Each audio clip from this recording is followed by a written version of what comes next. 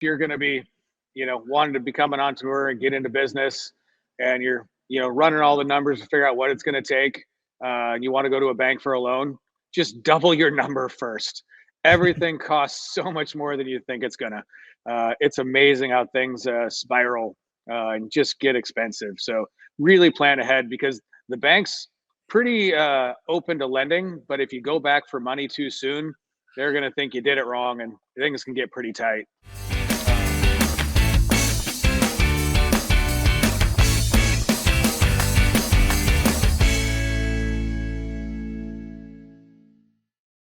Hey, welcome everyone to another episode of the KB article, where we are focused on enhancing the growth and financial well-being of our listeners and constituents. I'm Chad Brown of Kinsler Brown, joined with my co-host and business partner, Kyle Kinsler. Hi, Kyle. How are you, man?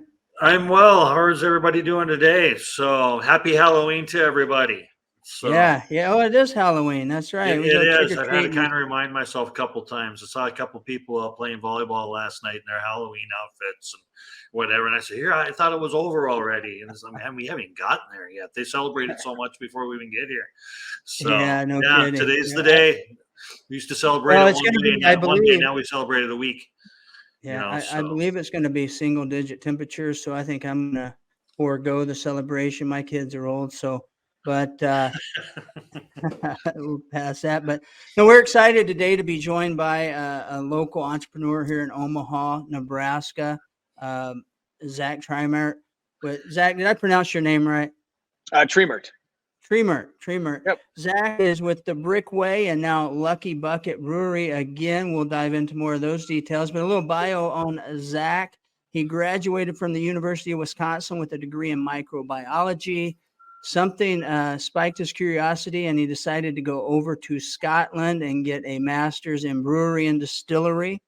Won numerous awards in Omaha Small Business of the Year with multiple different businesses. We'll kind of go into some of the details about your first startup, and then kind of now getting back into that business after a number of years being away from it. But Zach, we're glad to have you join the show today. Yeah, great to be here with you guys. I appreciate having me on. This is gonna be a lot of fun. Yeah, you bet. Well, Zach, tell us, how does one go University of Wisconsin, get a degree in microbiology, and say, hey, I just want to go brew beer and distill spirits? It goes back. I was the president of our microbiology club, and I brought in the brewmaster for G. Hallam Brewing Company, and he showed me what else I could do with my degree instead of going to medical school. I said, I'm doing that. And I like a lot more fun, didn't it? Absolutely. I like to tell people, because it's true, my mother was pretty disappointed about it, but she got over it when I started making vodka. So it worked out. So medical school, distillery, what's the timeline? I mean, medical school and 8 years to 12 years, right? What's it take to end up with the master's in brewery from overseas in the home of distillery, right? I mean, is that? Yeah, it's really the only place you can go where you can get a master's degree in brewing and distilling at the same time. And so it was terrific, but it wasn't a direct line, as most things are rarely a direct line. I tried to get a brewing job after I graduated, and there just wasn't any. There weren't many breweries way back then. If you can't tell, I'm old. So right. There was probably under 1,000 breweries when I graduated college in the United States. Now there's almost 9,000. And so I got a job as a microbiologist with Cargill for about 6 years. And I finally, decided to make a change. And it really comes back to why I do what I do. My dad got sick with pancreatic cancer. And I went and used FMLA to do hospice care for him till he passed away. And then at Christmas, I did a homebrew in his honor. I gave everybody in the family one to drink and one to save. And I gave a little speech. Some people laughed, some people cried. And I realized I changed the experience with that beer. And so the reason that I jumped off this ledge is, doesn't matter if you're celebrating, commiserating, or commemorating, we're going to be there for you. So then after that, I went down to Upstream and applied for a job. Quickly didn't get it. And it took me about 6 months. And finally found myself as head brewer at Upstream Brewing Company downtown, and ran that space for about 6 years. And I started getting into whiskey and just loved it. And I knew nothing about distilling. So I thought, if I'm going to learn how to distill, I got to go learn from the best. And so that's when I moved to Scotland, and it was such a great experience. Okay. So Not many take me people back. can say that they can't. So You sorry, go ahead. you applied at the Upstream, right? And this Yep. was, you had your microbiology degree. That's all you had at this moment. You hadn't gone to Scotland yet. Did you Right. say you opened up your own kind of brewery before you went to Scotland, or is that? No, I was just working for Upstream as an employee. Okay. Right now, Upstream is a local brewery, right? So it's Yep, a local brew pub. Yep. right that we have here in Omaha. It's been around for a number of years. So our other viewers that aren't from here, they would know that that's what that is. Yep. So They've been around since 1996, so they're kind of one of the OG brew pubs. right. Yeah, they were kind of first on the scene. So it was 06 when you decided to go over to Scotland, or what year was Yeah, it? it was 05, 06. 05, 06. And And it was how long so were you cool. over there? I was over there a little over a year. Okay. Yeah, it was a great program. And the cool part is there were 27 students from 13 different countries in our program. And wow. they were all there to learn how to make beer commercially. And I had already been a commercial brewer for 6 years. So I went there to learn how to make whiskey. And I got the university distillery to myself for the entire year. It was fantastic. So having that to yourself, were you perfecting your own recipes? Is that? I was both perfecting recipes and playing with different distillation designs. And so out here at Lucky Bucket and Cutsbike Distillery, the stills out here are physically on master's thesis. I built a continuous distillation system within a single batch. It's never been done before. It was patent pending before I left Lucky Bucket the first time in 2012. And it's so cool to be back here and get my hands on those stills again and make some really cool things. Nice. Yeah. So take us back. I mean, this is probably going to hit a lot of entrepreneurs, but you came back from Scotland and you started Lucky Bucket, right?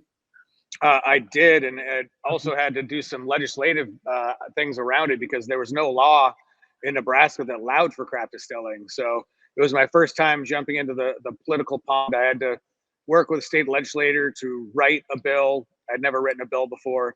Then I had to, find somebody who's willing to introduce the bill for us, go to general affairs and try to convince them that this was a good idea for the state of Nebraska. But when I was at general affairs, I said, this is going to help with more employees in the state, more excise taxes, more Nebraska agriculture, more sales taxes.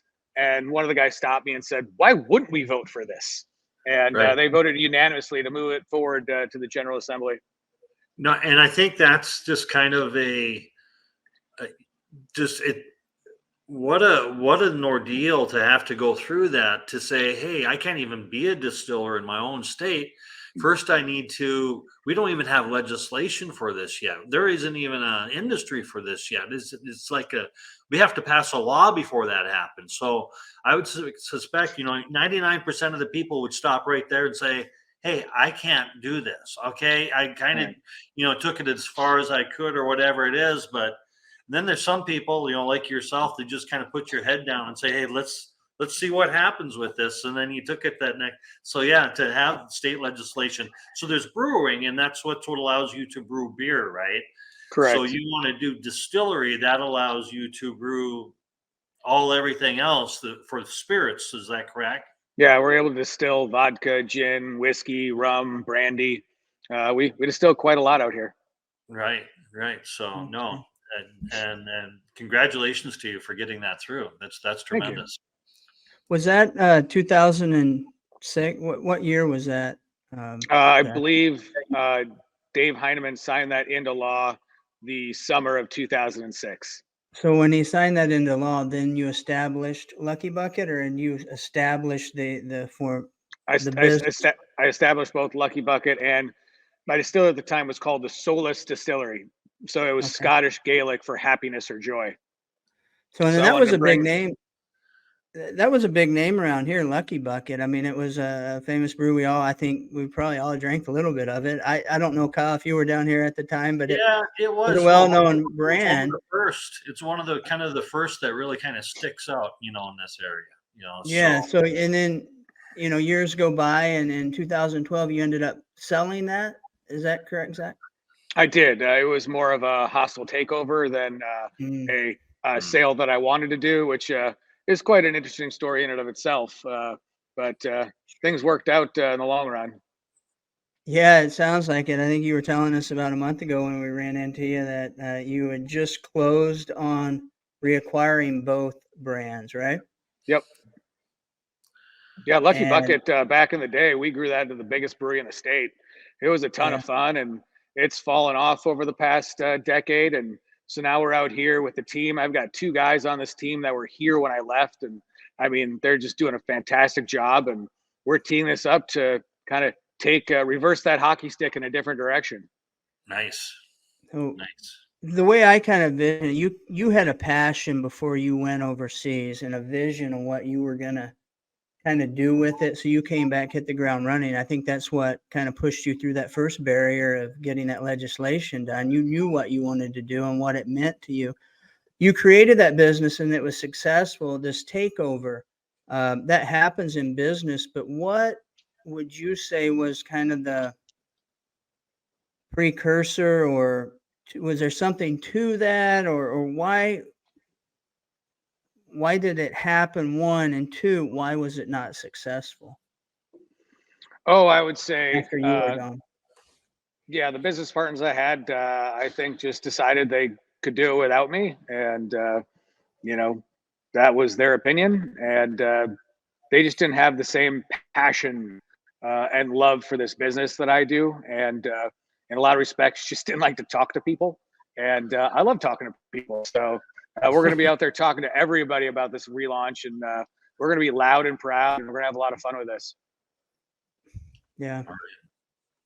No, that's a remarkable story. It's interesting. I think around the same time that you had mentioned that you had just closed on that deal. I think what's that? I forget the name of the sports. Um, Rugby. huh? The sports, right? No, Barstool And the Sports. drinking.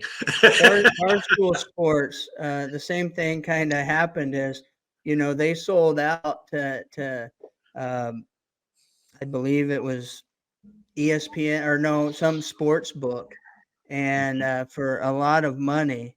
And the guy who founded it, he had a passion for it. He built it from his basement, right? Barstool Sports, and he Oh had yeah. that passion to grow it and everything. And he sold it for a lot of money. And then lo and behold, the company who bought it from him entered into an agreement with ESPN.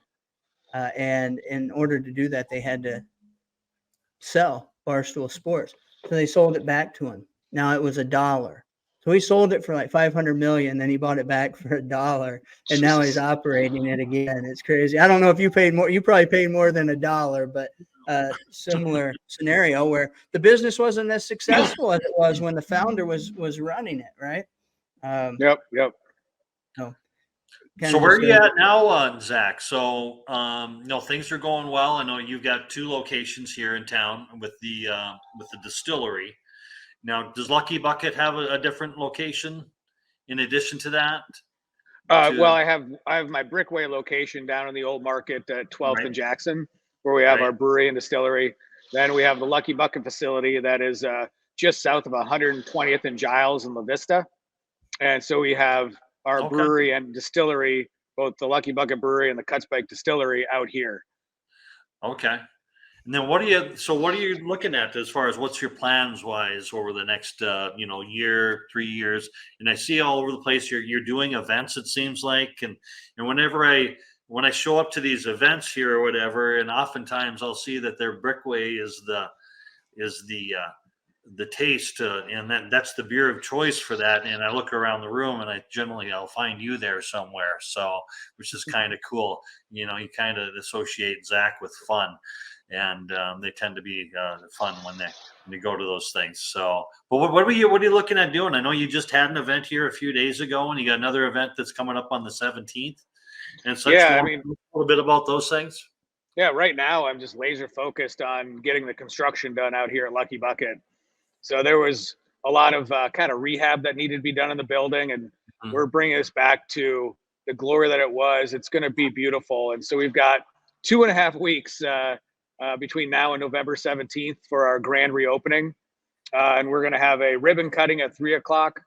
And after the ribbon cutting, we're going to just have a party. We have bands, food truck, and just celebrate a grand reopening. And after that, I plan to just be on the ground, being out talking to people and telling them our story and getting people, refamiliarized with Lucky Bucket. Right. Yeah. And that's and come to think of it, that's in very close proximity to me. So, perfect. And it's like right over there. So I'm working it on my calendar for sure. Yeah. So that'd be cool. That'd be cool. Zach, so with the business, I mean, you're more than just having a shop, right? I mean, you still have the distributorship, and are you Midwest looking to expand beyond that, or where are you? What's your footprint now? We're very much a Midwestern company. If you look at our premium vodka and gin, it's called Midwestern Premium Vodka, Midwestern Premium Gin. So we're distributing in Kansas, Missouri, Iowa, South Dakota, Nebraska. And when I say that, it doesn't mean that we're fully infiltrated and we're statewide in all of those states. So we're laser focused on staying in that exact footprint, but growing our footprint within those 5 states. Going a little deeper. Yep. So I'm going to kind of go back. You came from Scotland. You started your own business. You know how to brew, distill, and make the product. You have the passion that comes along with it. But so many times passion and the skill set's not enough. Can you speak to the impact that maybe certain advisors or people that you brought into your circle, maybe it's other entrepreneurial groups or mentors in the business scene to actually operate a business for profit while also pursuing that passion? How did that impact you? Yeah, it's funny. So many people get into these passion businesses and realize that that's only part of what needs to be done. You still have to run a company. It doesn't matter if you're making widgets or if you're making IPAs, you've got to run a company. And so I did surround myself by some really smart people, people that are in distribution, people that were in accounting, people that were in finance, to really kind of show me the ropes so we didn't trip over ourselves. Yeah. No, that's important. We see it a lot in talking with business owners, especially now this time of year. A lot of folks are looking at tax planning and different things. And tax planning can be defined from here to here. It's really, let's just go buy something so we pay less in taxes. Well, that doesn't necessarily make good business sense, right? Yeah. But that's some of the knowledge that's out there. But we look at financials, and people have very successful businesses. But when we peel back the onion a little bit and look at their margins, their cost of goods, areas where they can trim a little bit, it's almost, I don't know if it's pride or ego. They don't want you to dig too much because they think they're doing well. Right. But what did you have to learn that through trial and error? Or did you say, hey, I just need somebody? I'm open to the ridicule, the coaching, Oh yeah, I was very open to the coaching. I mean, somebody taught me early on that stick to what you're good at and then find true professionals that do the things that you're not good at. And so the work you guys do was somewhere that I wasn't professional, and finding professionals to help with that is invaluable. I mean, there's only one reason companies go out of business: they run out of money. So you need your CPAs and your accountants to help make sure that doesn't happen. And, Right. through the lessons, it's funny. My wife and I have a joke, because most people, if they don't own their own business, they don't realize this. We'll go on a trip and visit a distillery, and people say, "Well, just write it off. Just write it off." Right. And we giggle like, "Does that mean it's free money? Like, you Right. still have to be making That's money." what they think. Yeah, that's what they think. But Yeah, you go out to dinner and everybody wants you to pay because you can write it off. Well, I can write off a little bit, but I'm still paying more than I need to. Why don't you pay? And I just save all of it. Exactly. Right? Yeah, that's no, I get that. That's I'm that's from good. yeah, I'm from North Dakota, and I always wondered why they had all these farm implement dealers. A little town of 1,000 people, but then they have those farm implement dealers of $250,000, $400,000 pieces of equipment that were out there, and these farms would have them loaded up. But you know what? If that was their business plan. That was their write-offs for the year, so that they didn't have to pay taxes. But they had Right. all this. Just like, is that really? Is that my competition? Right. Yeah. And it's just like, how does that happen? So, but yeah, and I find it a lot, and I really, especially when I work with other businesses and just other business leaders.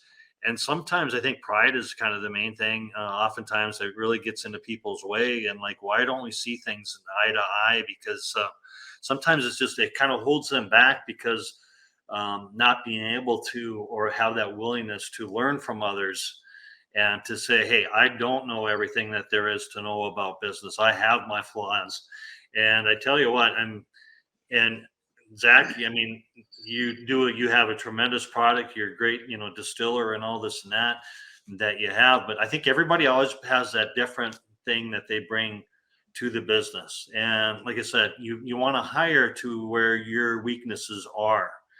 And I think oftentimes as leaders and business professionals, or what it may be, their pride gets in the way so much where they think they have to have the answers for everything, and they're reluctant to have those conversations or be taught on how to run things better, within their organization. So, yeah. No, that's spot on, Kyle. Yeah. So, but anyways, what do we got going on? So we got this grand opening that's coming up here in a few weeks. That's that. Are you still the largest distiller in the state of Nebraska then too, there, Zach? Yes, we are. You are? Okay. And if you have never tried it, Brickway, yeah, it's fantastic. I'm not a real big bourbon whiskey guy myself, but when I had yours, it's the first time I had purchased a bottle like that for myself. I had to, and I enjoyed it for a very long time. In fact, I think my children probably enjoyed it more. It just kind of slowly goes down, or whatever it is. Yeah. So, but we still got one on the that. shelf. It's got a little bit left in it up here this morning, I noticed. If you keep drinking it, I'll keep making it. Well, I appreciate that. We'll keep buying it from you. That's for sure. So, Well, Zach, we don't want to keep. We know you're a busy man, and we appreciate your time. If there's maybe 1-2 things that you could leave our listener with, whether they're entrepreneurs just starting out or been in the game in whatever business or industry, what's a couple key pieces of advice that you, since you've been in it 20 years, would kind of instill upon them to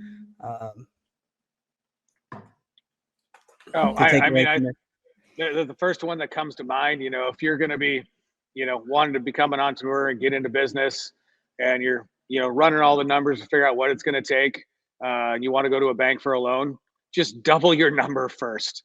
Everything costs so much more than you think it's gonna. It's amazing how things spiral and just get expensive. So really plan ahead, because the bank's pretty open to lending, but if you go back for money too soon, they're going to think you did it wrong, and things can get pretty tight. And then, kind of what we were talking about, really find out what you're good at, lean into that, and hire people that are smarter than you to do things that you don't. Be open and honest with yourself, and then go for it.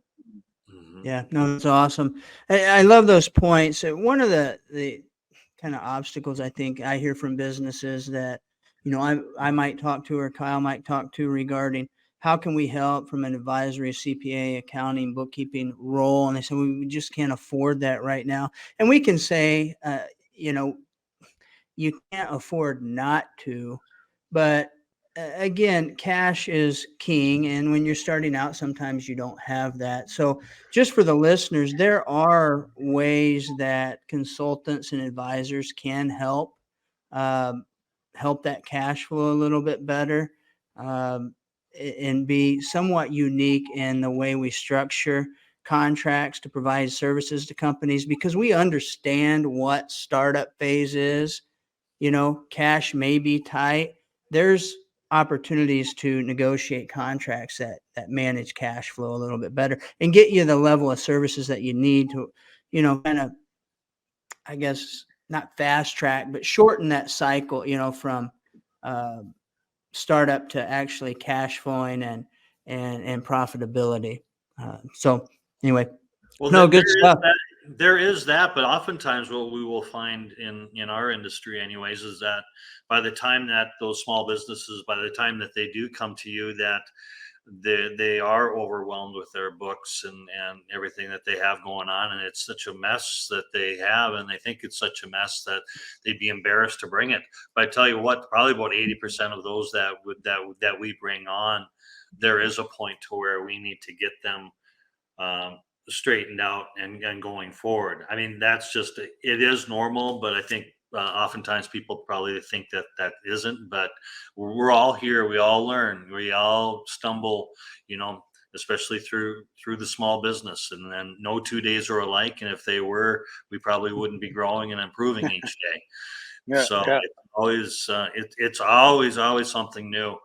And I guess that's, you know, and there's one thing and I kind of wanted to touch base on, and to me, it became a little bit overwhelming and something, because you've got a number of employees and you've got a couple places that are going on, Zach, and just, you know, like Chad and ourselves, but you know, we're growing ourselves as an organization, and we came to this big, you know, marketing event that we had here yesterday, and it's like, man, we got to provide jobs for all these people, you know, we Yep. have, you know.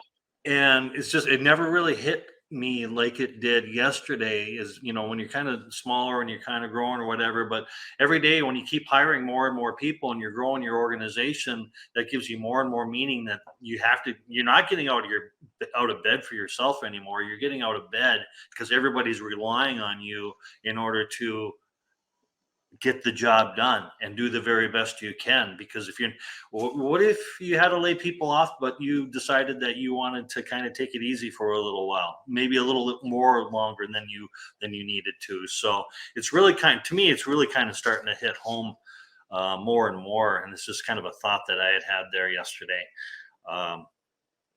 But to that, it's its own. But I think once you grow, you start to feel that responsibility more and more as owners, you know. Yeah. So, Yep, absolutely. Well said. all right. Yeah.